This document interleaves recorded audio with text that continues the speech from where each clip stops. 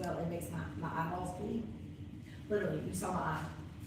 You saw my eyeball on Saturday. That was ridiculous. That was freaking ridiculous. That was what gross. I think kept in. It was so bad, and I bought some stuff to put in it, like my dry. So it was a combination allergies, dry eye, and the fact that I have the contacts on from 7 o'clock Friday morning to after 3 a.m. Friday night, Saturday night. So I didn't sleep in them, but I took them out, but because they were in until 3 a.m., my eye was just, it was already dry that day anyway, and I didn't have the dry eye stuff, and you saw the result. My eye said, no, I'm rebelling. I was lucky to get it in that day. I used to sleep in my day. I used to too, but now that I'm in this lovely Especially place. when I was in college and I had color contact. Oh, It changed the eye color and you be with the dude and he think your yeah. eyes this. I literally look and go, when was the last time I took my contacts out? I didn't even know how long it had been since I had them out. Right. And not a problem, better knock on wood. But now that I'm in this, that I'm now in my 50s, God help me, my eyes are like just drying out. They're just, I got stuff that has glycerin in it or some shit, I don't know. All I know is it's safe and I just squirt it in there all the time. What time you took up peeing back for me too quick. Yeah, she did. Not much about that pen. No, and it writes so smooth. I'm gonna have to go grab me some of those. Whose pen is it? Her, Leslie gave it to Tanya. And the white one that she's missing, I gave that one to her too. That she claimed, like, where's my white pen? I'm like, I don't know. I kept telling her, Tanya had like 5 pens up there. She talking about red, white, and blue. Tanya had literally about 5 pens up there. And I used that same blue one every time, except for the last council meeting I had, at the Telford meeting, I had this one. Oh, okay. Okay. Oh, There it is. I remember that's when I had this one. Right. From,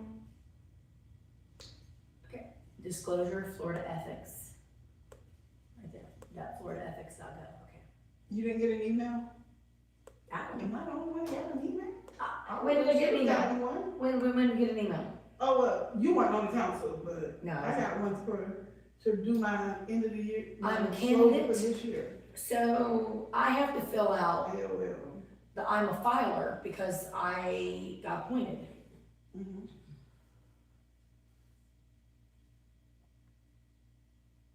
Okay, wait a minute. Oh, dang. So I had to fill out form- this weekend. Form 1, it says, or Form 2 candidates in office who You currently. know that broke my heart. Did you ever, you never met Raven, did you? Mm-mm. Gretchen, did you know Raven? Weiss? Marine? That's all picture of my person. Okay, so I'm a filer, but not a candidate. Well, because technically I was appointed, so it says, if so, click here to log in and file a Form 1, Form 6, or Form 2. Okay, so it's all 3. Huh? I don't know. I'm just confused what I gotta do right now, because I gotta go do this because I'm currently request registration email. I would do it as a current, and then you're still just gonna print off. Right. Because I have to cover this right now anyway, so regardless of whether or not I Yeah. somehow get, appointed, or elected, I don't know. I am not a robot. My initials in. Let's do this. When I found out, like, if you're ever looking for a job and you have a Yahoo email address, they say change it to something more current, like Gmail, because apparently Yahoo dates you, and then if you have like I've got my initials and my date of birth as my email, and I've had it for I don't know, since Yahoo was created. Right. They say that also, May 13th. Got it. even though it's not, it technically would be ageism and they're not supposed to do it, they say don't have an email with that, your initial, your date of birth in it anymore either. My friends were reviewing my resume and they're like, things that you don't want to say, and they're like, yeah, take out any reference to the number of years you've been doing this, because even though they can see on your resume how long you've been doing it, you don't want to put it in your statement that I've got 27 years experience doing this. Yeah, they hear 27 years and they're like, you're old and dirt. Yeah. You've been around before Jesus was born. I actually made the comment that I've been doing this since Jesus was in short pants. So, Oh, God. I have that sort of issue when I'm like, So I'm looking at one job on my resume, because I've been there 15 years, and what's the point of turning around and being like, I had this job 15 years ago? 30 years. It is. I'm Yes. surprised I was on LinkedIn way back when, Mhm. and I suddenly realized I'm still on LinkedIn because I never formally deleted it. And it's I have my profile picture on LinkedIn, my daughter's in diapers. That's how, Oh my gosh, that's how wow. long ago that That was. is crazy. Yeah, I've been doing, we've also, we go look at candidates on LinkedIn and we go file for like, follow some other people, potential hires, to see if we have anybody in common. And if it's somebody that I do know, I'm like, hey, what do you know about this person? And then they're like, I knew him 15 years ago, or 17 years ago, because he hasn't used LinkedIn in 17 years. Well, the company I work for now, well, they bought us out, they want everybody to update their LinkedIn profile to remove the name of the old company we used to work for that they bought out. And what I do is I work there from this date to the day they got bought out, and then I'm now at the new company from the date they got bought out See, to current, because my old company, they're actually looking for people who used to work, who were original people to that company, because we built the company from like 100 plans to, 17,000 plans. And they want, there's a couple of companies that are literally trying to rehire all those people, the original people. So I had updated it like the company told me to, and then I re-updated it with, to the way you want it to. yeah, so if anybody wants to search me for my old company, they can find me. Oh, there you go. Well, we are officially at 7:01. Okay. good. We will, we'll wait till Nick is ready. You're Let's ready? go. All right. So we'll officially call this is the candidate workshop. And, this is an opportunity for you guys to ask me questions and I can answer the questions. And, you guys I probably don't need to go page by page unless you want me to. Or you can just ask me questions. Which would you prefer? Page by page? Page by page, because I'm just kind of figuring we're recording it so that anybody who There you is go. not familiar with the process can just watch the recording. There you go. That's a good idea. So anybody interested in running for the 2026 election can pick up packets from the clerk's office. And is it also online? Does anybody know if it's also online? I don't think so. I don't think so. Okay. I will double check that. It would be maybe under documents? I don't know, but I'll check and I'll see. take a look. Yeah, so you can look while I'm talking. There we go. In the packet are all the forms necessary to qualify to be a candidate for town council. And just to go over some basic information about the upcoming election, the election will be held on April 28th from 7 a.m. to 7 p.m. 3 seats are up for election. Those are seats numbers 1, 3, and 5. And the election will be held at the White Springs Library. Qualifying officially begins at 9 a.m. Tuesday, March 10th, and closes promptly at noon on Tuesday, March 17th, excluding Friday, Saturday, and Sunday. So candidates who do not complete and submit all of their qualifying paperwork by noon on Tuesday, March 17th will not be placed on the ballot. That means noon. When the clock hits noon, that is it. If you are maybe standing in line and someone's being held before you, then if you're in line by the time it gets to noon, then you're fine. But if you are standing in line completing your paperwork and it's not complete and you're still completing your paperwork after noon, then that does not count. No one in this office has the ability to extend the time. No one can give you any exceptions. If a tornado comes through and knocks off all the power, then we can then ask the governor or a court to extend the time. Those are the only two entities that can extend the deadline for qualifying. So early voting begins on Tuesday, April 14th. It's gonna be from 9 a.m. until 4 p.m. daily. It will be here at Town Hall. And it ends on Thursday, April 23rd at 4 p.m. And this again excludes Friday, Saturday, and Sunday. Basic requirements that are needed to run for office is that you must be a registered voter in Hamilton County, and you must physically reside in the town of White Springs for at least 12 months immediately before qualifying. Also, anyone who's been currently deprived of their civil rights through conviction for committing a crime involving a felony or moral turpitude shall not be qualified to hold office. Keywords here are deprived of their civil rights. So somebody who's had their civil rights restored could run for office. Looking for the candidate and campaign treasurer handbook and all of the forms that are in the packet, you can find them online at the Florida Department of State Division of Elections under Forms and Publications. You will see the candidate and campaign treasurer handbook and the DSDE forms that are in the packet. So just in case you want to go on there and have the forms where you can just type information in, you can get those off the website. So in order to qualify, there is a qualifying checklist, and it starts with the candidate sworn affidavit. So we're going to go to that form in the packet, talk about it. The candidate form affidavit, first of all, this is something that can be used, but it's not required to be used. It can be used because it has all the information needed for you to fill out. But if for some reason someone wants to take a sheet of paper and write the necessary information on it, they certainly can.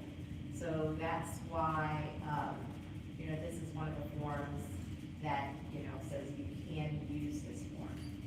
So basically, you have to declare that you are a duly registered voter in Hamilton County and physically resided in the town of White Springs for 12 months immediately preceding qualifying. So that would be during that period of time, that March 10 through March 17 time period, whatever date you qualify, that's the 12 months that you're looking at. And that you are not currently deprived of your civil rights through conviction for committing a crime involving felony or moral turpitude. And then you need to know which seat you're qualifying and running for, whether it's seat 1, seat 3, or seat 5. You have to provide your name and address, age, sex. The email and telephone part, I know that is optional because that is not mentioned specifically in the charter, so that is not required. And then to note your length of residency in the state of Florida and the town of White Springs.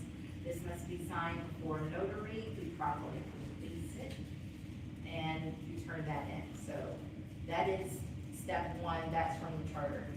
After that, the first form you want to turn in is the appointment of campaign treasurer and designation of campaign depository for candidates. You're going to need this form in order to open up your treasury account, your campaign account. So you want to make sure that you fill this out completely. So think of it as going block by block. Don't try to just sort of glance over it and fill in here, there, everywhere. Go literally line by line, block by block. So you're first going to start off with initial filing a form, your full name there, first, middle, and last, your address, including street, city, state, zip code, all that good stuff. It can be a PO box if you like. Your telephone number, your voter registration number, not required for qualifying purposes, so if you have it, great, but it's not required. Email address, office sought, so you want to put your town council, and then you also want to put your seat number in that spot. If you intend to run as a write-in candidate, you can certainly do so, and you check that off if that's the case. This is not a partisan seat, so you do not need to do number 9. Then campaign treasurer, campaign deputy treasurer. You can be your own campaign treasurer, or you could be your deputy treasurer, but you need a treasurer. So that person, whoever that person is going to be, you're gonna fill in this form. If for some reason you're gonna have more than one treasurer, then you need more than one form.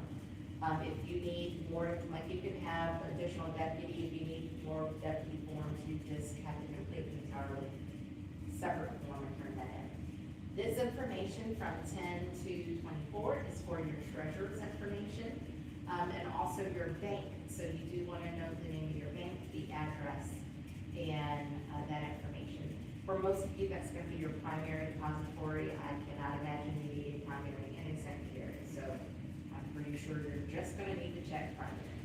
Then you want to make sure that you sign this, not in just one place, but two. So there is 25 where you sign for the candidate.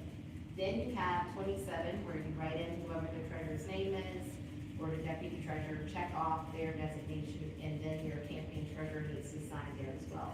So if you're the candidate and the treasurer, you need to make sure you sign this form twice. All right. Do you have a question before you move forward? It's me. Okay, no problem. I was gonna say, people should know that you, when they hand in that form, to get a photocopy of it. Yes. Because they're gonna need a copy of it to get their account. Absolutely. Okay, so next on the list is so to get things started, before you can open up your account, before you can raise any money, before you can spend any money, and before you can get any petitions, those two documents are required. Which one? The candidate's sworn affidavit and the appointment of campaign treasurer and designation of the campaign depository. This is that one, right? Is this one page? No, This one. the sworn, probably, no. Candidate oath? No, Non-partisan? so it'll say the one This, Oh, this one, okay. candidate sworn affidavit, and then the other one is the appointment of campaign treasurer and designation of campaign depository for candidates. Couple things about your account, you do want to make sure you get your account open as soon as possible. You want to make sure that they can provide you with starter checks, because if you're paying any fees, you're going to need to pay them from your campaign account on a campaign check. So you're going to need to make sure you do that. So once you turn in those two forms, you have filed, you have not qualified, but you have filed. And now you can go about getting the petition signed.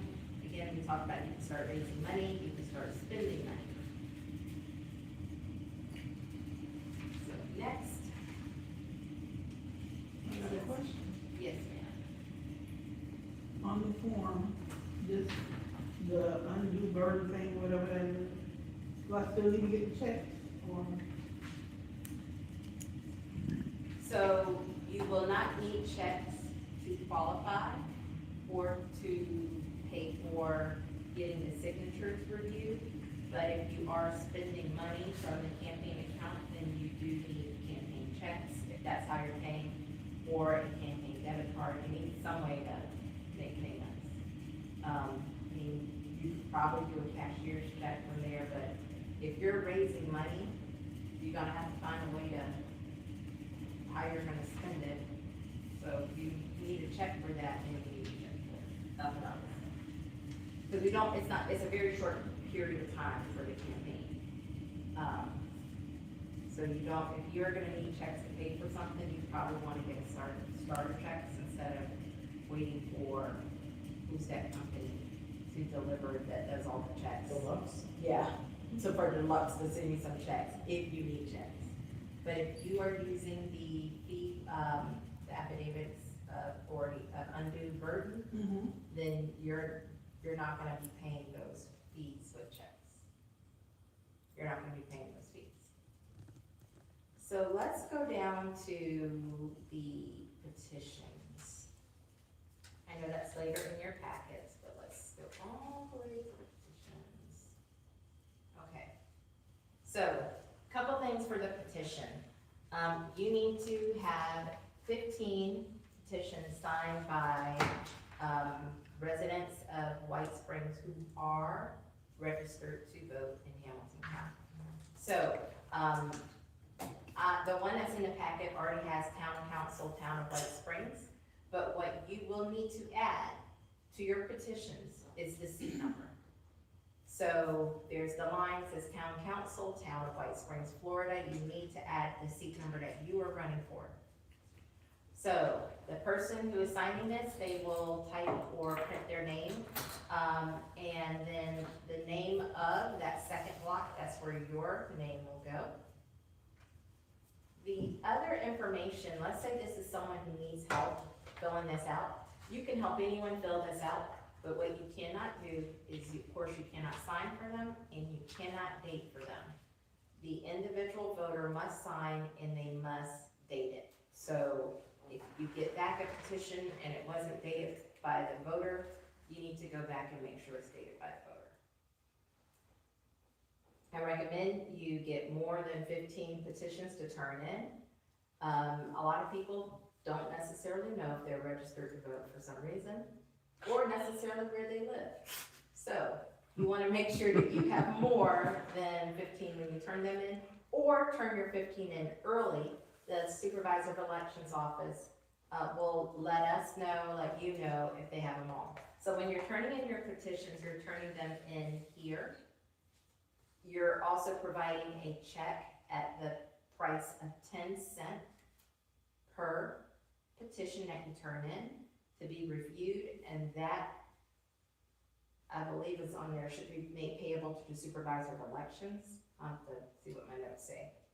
And then they are sent over to Laura, who looks them up right away, and then she lets us know if everything's fine. If there's a problem, then that's why it's a good reason to provide us with your phone number or email address so we can let you know right away. Okay, so the other thing that was talked about was the undue burden. So there's already a form for, I think there's one form that is a state form, and then there's one form I created just to make it easy. So if you are not able to afford to pay for the petitions to be reviewed, then you can complete the undue burden form. And let me go through, let's see which one is which. So the one that has the border around it and mentions that at the bottom that it's a Florida Department of State. This is the DSDE 19A. That form, let's go up some. Make sure I see which one is which. Did I note that here? Probably. Let me look at my notes.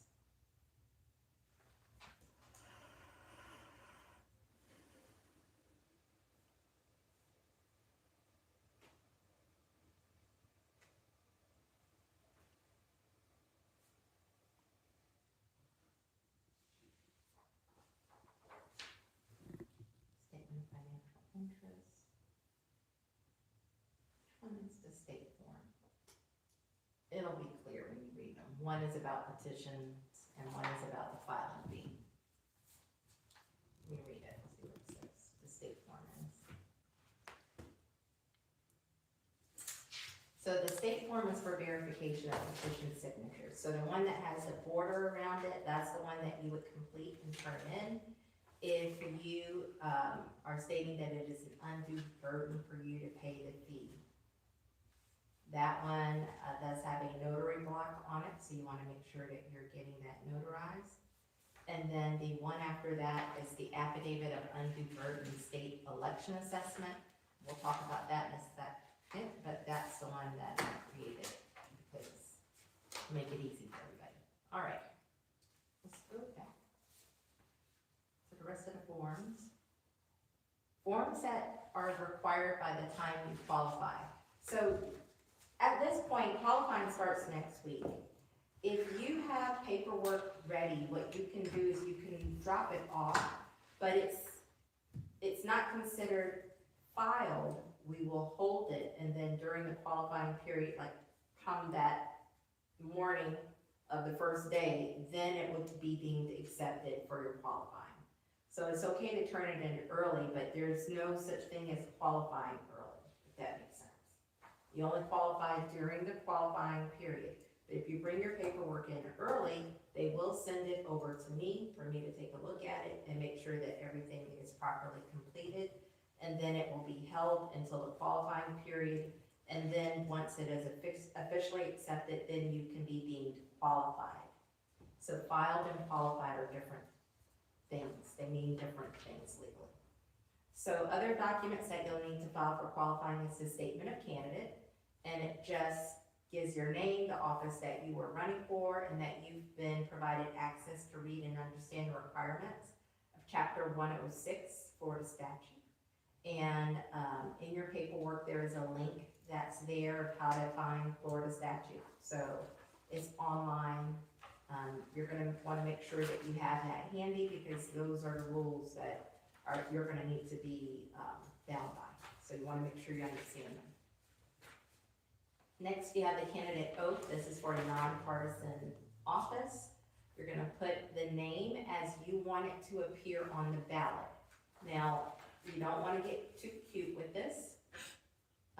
If your nickname is Bob because your name is Robert, then that makes sense. But if you wanna put on there that you want your name to be Donald Trump on the ballot and nobody has ever called you Donald Trump, that's not gonna work. So, you know, let's think this through. let's work in reality. Okay, so, and it does have here about if your last name has a hyphen. Again, you wanna note your office that you're running for, and again, you need to note your seat number. Almost on anything official, your seat number is gonna appear. If you don't see it there, you hunt for it until you find it, because we're not gonna be able to accept paperwork that doesn't designate a seat. So even like on this C3, vote on that. So you, like, that one is the one you wanna hunt for it, but it doesn't say seat number, so you're okay on that one. But, Which one?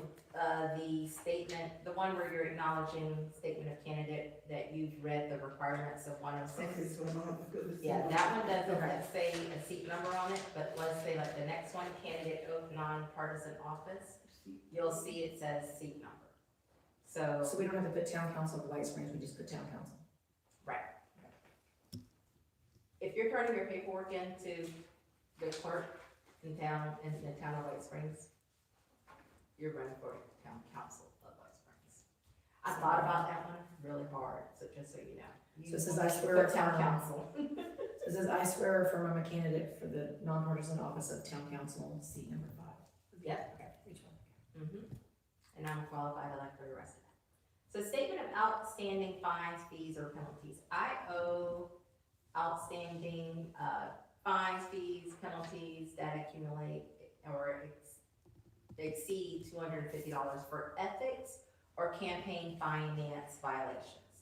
This won't be a mystery to you. If you have these fines, it's in writing and you've been notified of these fines. So if you don't have something from the Florida, Division on Election or Commission of Ethics, or the Florida Elections Commission, or even a letter from here, the clerk's office telling you that you have a fine, then you do not have a fine. And then you want to complete this document, sign it, and this one needs to be signed before a notary. Do we have to fill out the district number and the circuit number? No, only seat number. Phonetic spelling of your name. Gretchen, this one is for you. You want to put on here the phonetic spelling of your name. So like, if I'm doing the phonetic spelling of my name, I would probably put Jonbar. That way somebody knows John Bar. You can probably put it in, you could probably Google the phonetic spelling of your name, and don't put it there. I would say avoid any of those unusual characters that we're accustomed to seeing when we're seeing phonetics. You just wanna write out your name, how someone can read your name. So if someone, for instance, a voter comes in and the ballot needs to be read to them, someone knows how to pronounce your name for that person. And especially, I don't think that we do the fancy equipment here. So if a person comes in who is blind or or cannot read or something, I don't, you know, whatever it might be, the ballot's gonna have to be read to them. I don't think we have the special machines. If we have the special machines, then the phonetic spelling will be put into the machines with the machine spelling. Or stated, I should say.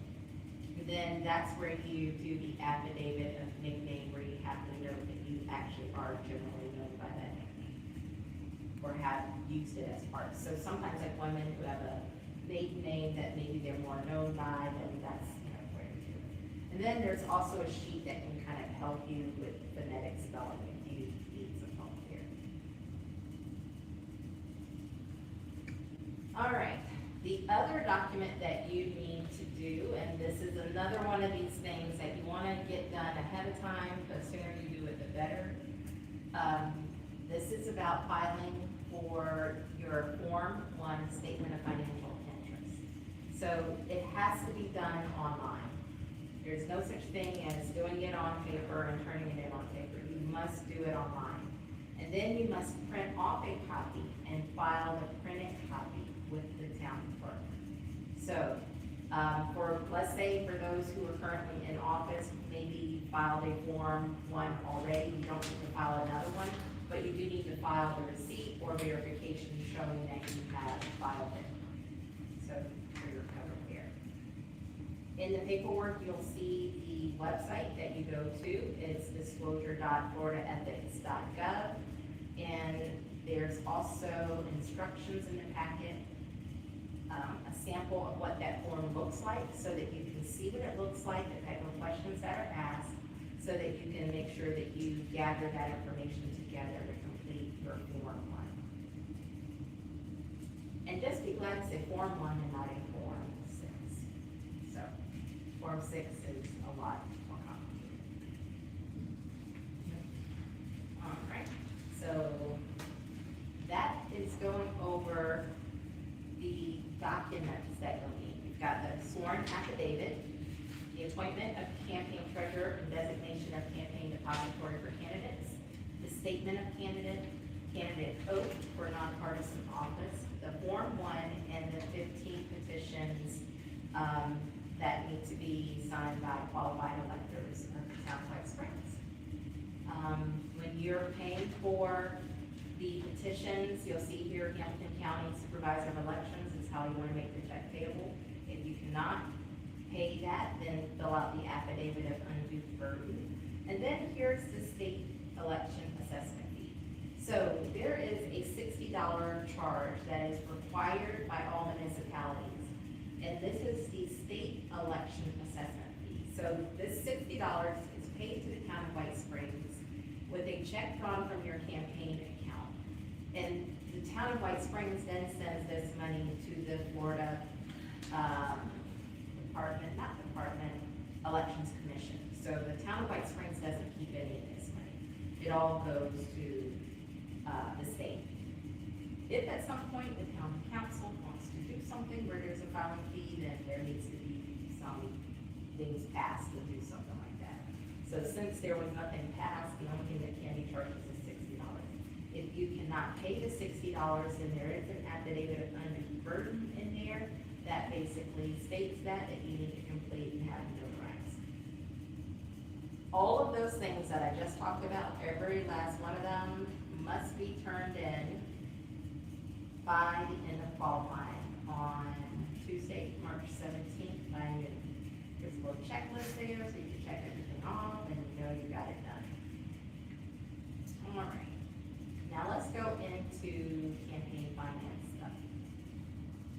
In your packet, you'll see that campaign treasurer reports have several due dates. These are statutory, I don't just make these up.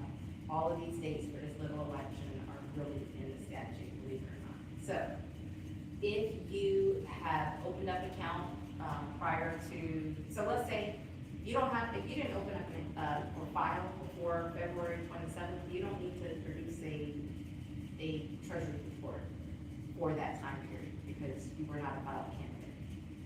If you become a filed candidate after, let's say, March 9th, then you don't need to file a second report. You only need to start filing reports when the coverage period covers for when you file.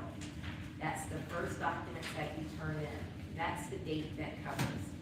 You'll see a chart there that gives you the filing deadlines, what period it covers, and the technical report code that goes on it. So you do have documents in your packet that cover what you need to turn in. A lot of times what you're doing financially with your campaign is probably not going to be that fancy.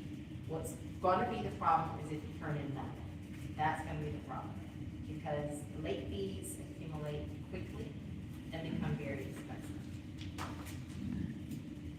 So let's look at those forms and get there. All right, so you have a couple different forms in your packet. You have the campaign treasurer's report summary. You're going to fill out the top. You're not going to have an ID number. That's usually for the state. You want to note the coverage period. You want to note how much. Almost everything that you're receiving is going to be cash or check. Even if you somehow set up, let's say if it's where people can contribute to your campaign online, if someone contributes money to your campaign online, that is considered a check. That's how you report it as a check. So if you get a loan, you want to note that you can contribute to your own campaign. I would advise you to do that as a loan. That way you can pay yourself back at the end. If you contribute to your campaign like another person, then you cannot really pay yourself back at the end. So be mindful how you note your own contribution. If someone provides you with in-kind services, you want to get a good value for that and put that in. For your expenditures, you want to note your expenditures, itemize. The first page that you have there about campaign treasurer's report is sort of your summary. And then you've got stuff here. The handbook is also going to be your friend. None of this stuff is intuitive.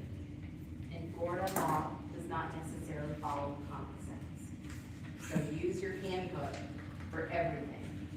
Every single thing, go back to your handbook and look at how to report it. So you're going to itemize your contributions. And the maximum contribution is $1,000 per person. So you should not accept more than $1,000 per entity, I should say. So if you want to get $1,000 from the husband, $1,000 from the wife, and $1,000 from the kid, and then they have 3 businesses, and each business wants to give you $1,000, then there you go, you've got thousands and thousands of dollars. They can do that. So think of it by entity. You want to make sure, especially if it's more, I think if it's more than $50, there's a certain cash limit. Again, check your handbook to see what it is. I can never remember, it might be like $50 or less for cash. And then I believe it's maybe over 100 where you must note their occupations. Again, look at the handbook. That's why I look at the handbook if I'm really giving you legal advice, which I'm not. So look at the book. Okay. So, because this stuff, again, it doesn't all always make sense. So when is the first due date for this stuff? Depending on when you file it, So if you're looking at the chart there, What chart? I'm missing a chart. look, on the page where it's like numbered 1 through 7, and it has the seal at the top. Some of my little typed up notes at the beginning. Oh.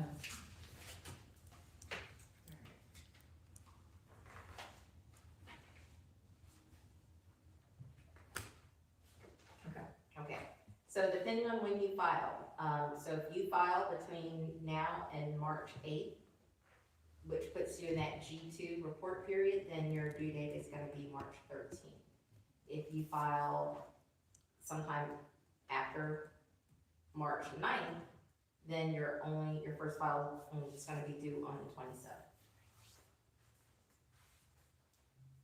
So you wanna look over the forms, you wanna make sure you're checking it with the handbook. There is a form for contributions, there's a form for expenditures. And then a form that many of you may come across that you may end up using is called a waiver of report. So if you have no activity during one of these report periods, file a waiver. And you just need to note the information at the top.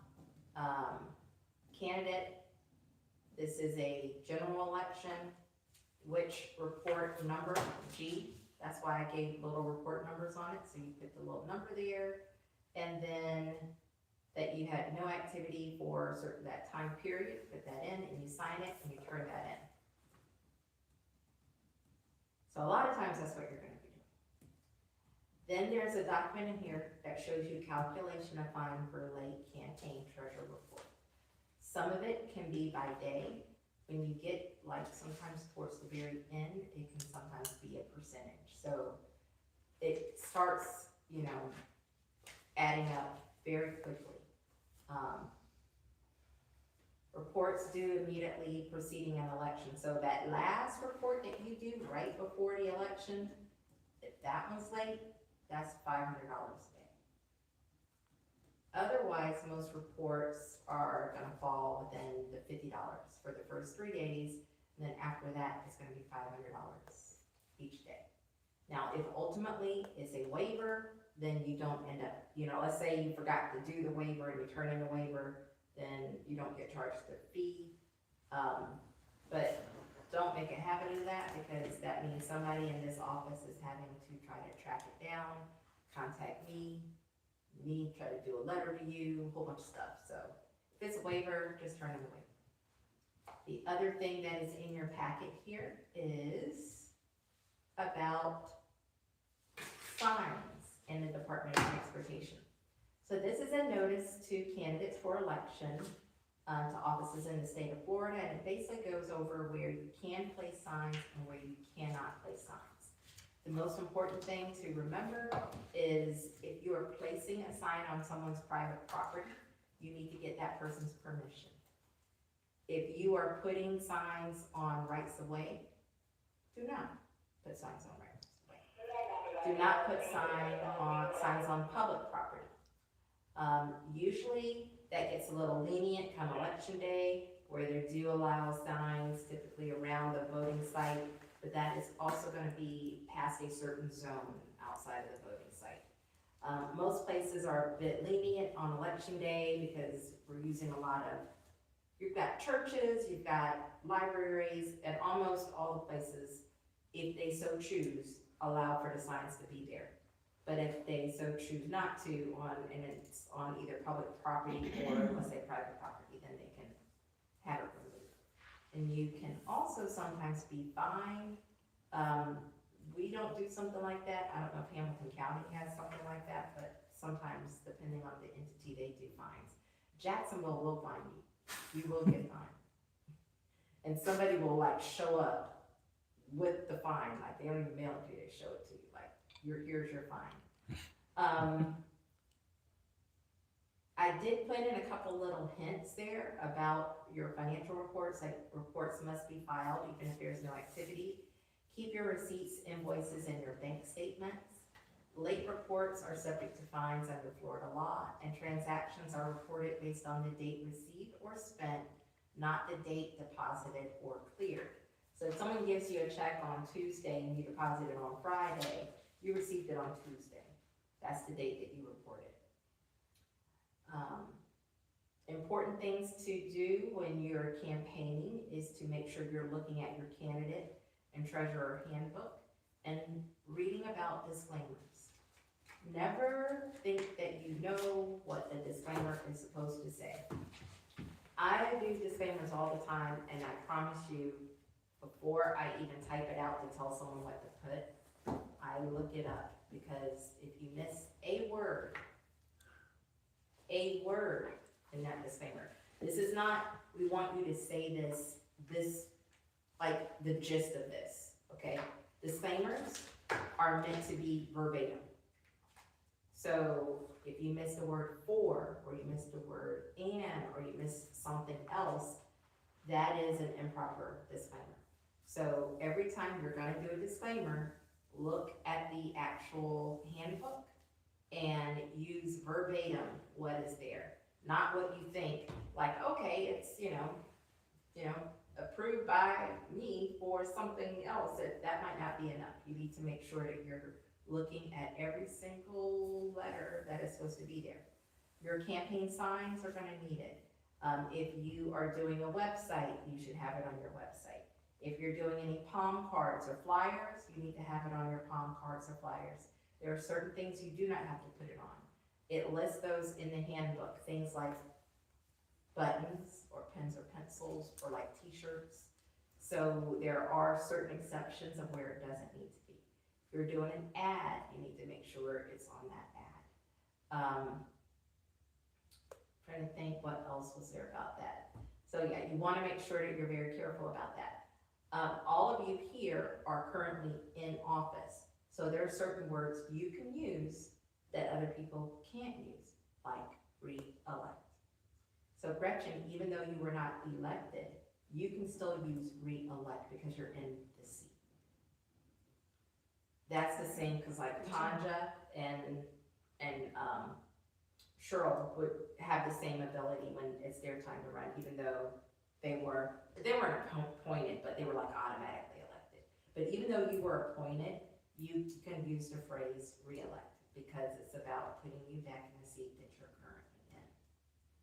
How you say that, looking at the words, so when you're looking in the handbook, you can look for those statements that say re-elect and make sure you're saying that correctly. Anything, okay, you have a question? I have a question. What about Facebook pages and posts? Do those need disclaimers? Look at the rule for sure. I can tell you, like, if let's say if I've got an image that I'm putting, like, I've got a social media size image that I'm using, I've got the disclaimer on it. I've just got it at the bottom. Sometimes what you could do is just if you have a Facebook page just for your campaign, and then having that just somewhere on the page, like in the about or wherever it might be enough, but you want to check the handbook on that, because as social media and websites have grown, these rules have had to adapt and grow with them. And so you'll see it in the handbook as to whether or not you have to do it. I know if I've got the little size, this is a created for Facebook social media posting, I've got it at the bottom. Now, if you're just writing something on Facebook, no, that's not gonna be necessarily like an ad. But if you've got something that's an ad or a flyer advocating for your election or a fundraiser or something like that, I would put it there. You just put it at the bottom. The seats, let's talk about that because that's new.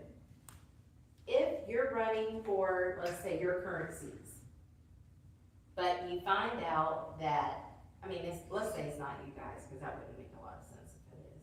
But let's say at the last minute, Gretchen decides not to run, and so somebody comes in like 2 days before the end of qualifying, and they want to run, but they have filed to run against Robert, but now they see that so far no one has run for 5. They can't just tell the clerk or write a letter and say, hey, move my stuff over to 5. That won't work. Why? Because you have been writing your seat number on your paperwork if you've been doing it correctly. So none of the paperwork with the seat number for 1 can now be moved over to 5. That requires new paperwork needs to be filed. With the new seat number, new petitions need to be gathered, because the petitions that have been gathered were for you to run for 1. Now, people need to sign petitions for you to run for 5. So if you guys hear something out there, or those on YouTube land, it's not gonna be just that easy to kind of do a last minute, we'll switch or move your papers.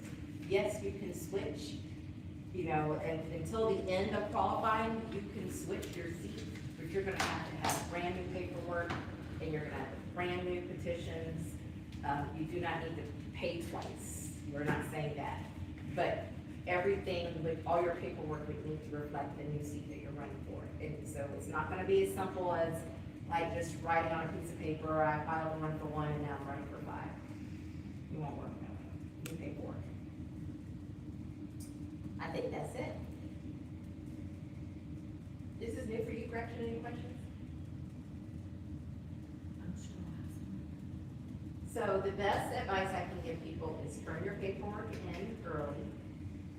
They will send it over to me, I will look at it, and I will let you know if there's something missing or something wrong. So the earlier you can get your paperwork in, the sooner we can look it over and make sure everything's okay. The other thing that's to point out is, if you turn in a check for, it's like the state election assessment, and that check was not clear, and qualifying ends, then you have not qualified. So, if you turn that check in, and the thing about here is apparently how these checks are deposited, it takes a while. So, I would recommend, first of all, making sure you have the money, but 2, the earlier you turn it in, the better, because it may not be turned in until after qualifying, given how they do this turn-in thing that I think we're all aware of. But if that check bounces, then you're not qualified. If it bounces, let's say, even a day before qualifying, and we can get to you and tell you, hey, this check did not clear, so that you have time to clear it up. Like, we'll let you know, as soon as we know something's wrong, we'll let you know that something is wrong within our power. If at any point in time, you turn in your paperwork and you don't know if everything has been okayed, you can get confirmation that you are qualified. You know, let me know, have I been fully qualified? Let me know if everything's been accepted. If someone wants to know who has already filed for a seat or qualified for a seat, they can ask the clerk's office or send me at the front, and they have been told that they are to provide that information. So for instance, if someone wants to come in and say, I want to know who's already filed for which seats, because maybe they're trying to determine which seat they want to file for, the answer would be Robert has filed for seat 1. And so that information is public information. If we were fancy, it would be on a website. So they will freely provide that information if inquired. Any other questions? Yes? Candidate has questions, what do they do? Do they call town hall? They can call town hall, they can call me. I would say if you text me, because voicemail is a black hole. I do not know what's happening over there 90% of the time. And my phone is almost always on silent. So the number that I've got in any of the paperwork or that they would provide would be my cell number, so I would advise people to text me. And I will get back in touch with them. I got to know Robert really well when he filed. Yeah, I kept bugging you and stuff. Yeah, and look, but I answered. So, our goal is to make sure that anybody who wants to qualify has the opportunity to qualify and to be a candidate. So, anything that we can do to help that process, we are willing to help that process. If there's someone who has some type of disability where they can't complete the paperwork all themselves and they need to sit down with someone for help, then we can arrange even for that. Like, we want to make sure that everything is as accessible as possible. So that's our spiel. Anything else? Any questions? Do we have any live questions? We've got a whole 78 people who are watching. Oh my gosh! Really? Wow. Over the course, who knows, but, Yeah. but no questions. No questions. All right, excellent. Well, if there are questions, my telephone number, never mind, you can call the clerk's office and you can get it. Yeah, do not put it online. 397-2310. And I'm trying to see, I wonder, yes, I don't think I've got it in here in the candidate packet, but if you contact town hall, even if it's you tell them your name and number and have them send it to me, or, you know, whatever way I can get back in touch with you, I can tell you that I will be here on Tuesdays. Between now and qualifying, I will be here next Tuesday if anybody has questions. I'll be here next Wednesday if anybody has questions, so happy to help.